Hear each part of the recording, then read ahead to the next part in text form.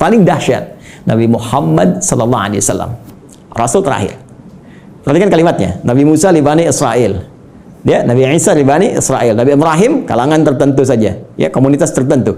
Kemudian Nabi Lot juga demikian. Sebelumnya Nabi Nuh, ya, membawa risalah. Rasul pertama Nabi Nuh alaihissalam, komunitas yang terbatas. Nabi Muhammad sallallahu alaihi wasallam, karena beliau ditugaskan sebagai Rasul pamungkas, penutup.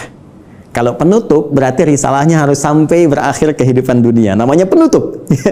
Karena tidak ada Rasul setelah beliau, tidak ada Nabi lagi. Karena itu risalahnya harus bertahan abadi sampai kehidupan berakhir. Maka diturunkanlah oleh Allah yang paling spesial.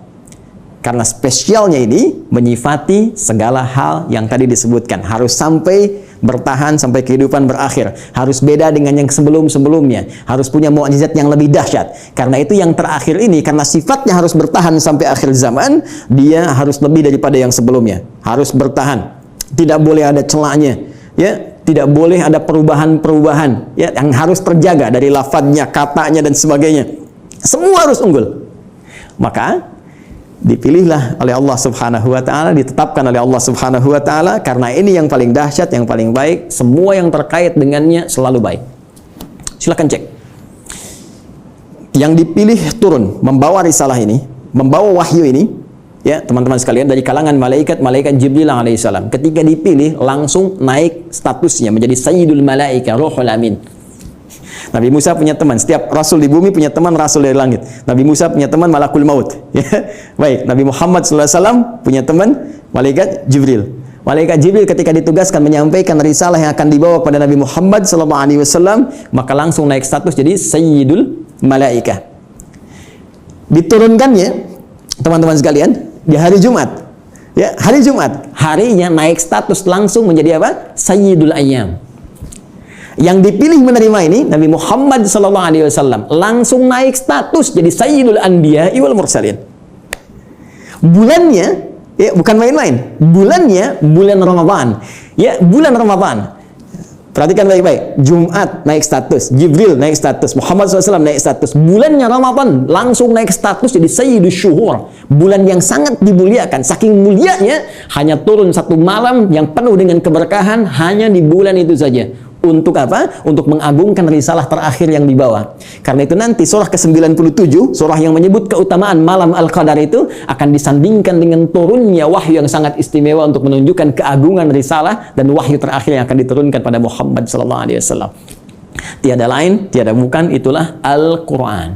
Inna anzalnahu fi Lailatul Qadar. Ya, sungguh dengan segala keagunganku aku akan berikan informasi yang sangat dahsyat. Inna, aku tegaskan, aku kuatkan, ya, anzalnahu fi Lailatul Qadar. Kami turunkan Al-Qur'an itu di malam Al-Qadar.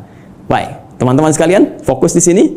Apa kaitan Al-Qur'an dengan hudan itu? Kita kuatkan kembali dengan Quran surah kedua ayat 185. Paling kiri di pertengahan di mushaf standar. Quran surah kedua ayat 185.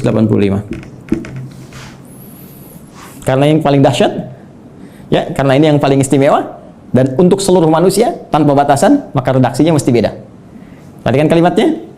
Syahrul Ramadan alladzi unzila fihil Quran.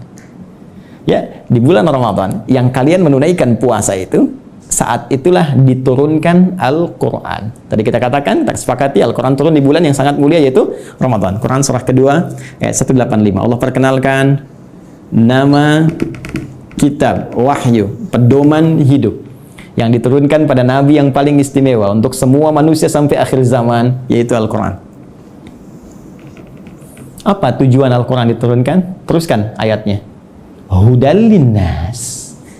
Tetap tidak akan terpisahkan dari diksi ini, hudan.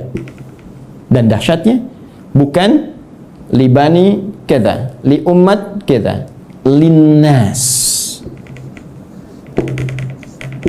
Ini poinnya. Ini bedanya. Kata Allah diturunkan di waktu yang sangat istimewa itu, ya, Al-Quran tujuan utamanya untuk menjadi pedoman hidup. Pedoman hidup. Pedoman hidup artinya pedoman yang dibawa dalam kehidupan. Ya, Anda mau zoom saja sekarang, tak tahu pedomannya, Anda nggak bisa zoom. Itu yang simpel. Sekarang Anda mau hidup yang lebih kompleks kita jalani. Nggak bawa pedoman, ya nggak mustahil kita jalani dengan tenang. Mustahil kita akan jalani dengan benar. Ya, jadi ini pedoman kehidupan kita. Artinya semua yang dialami dalam kehidupan itu ada di sini sih ya. Al-Quran. Dan dahsyatnya linnas, untuk semua manusia tanpa batas. Perhatikan diksi Al-Quran. Al-Quran tidak menyebutkan bashar, ya, yang menunjuk pada nafsu, kecenderungan bagaimana mengelola nafsu dan bagaimana keadaan tampilan fisik yang baik. Tidak menyebut tentang al-ins, tunggal. Tidak menyebut insan, ya. Tidak menyebut juga Bani Adam, tapi menyebutkan dengan kalimat yang luas sifatnya dengan diksi universal. Linnas, untuk semua manusia yang pernah hidup di bumi. Ya, di era Nabi Muhammad SAW sampai dengan kehidupan berakhir. Jadi ternyata semua misi hidup kita, aktivitas kita, dari bangun tidur sampai dengan tidur lagi, setiap kita beraktivitas, dari semua tantangan yang kita hadapi, baik itu sedang sendiri ataupun sedang berpasangan, berumah tangga, berkehidupan sosial, itu ada di sini semuanya.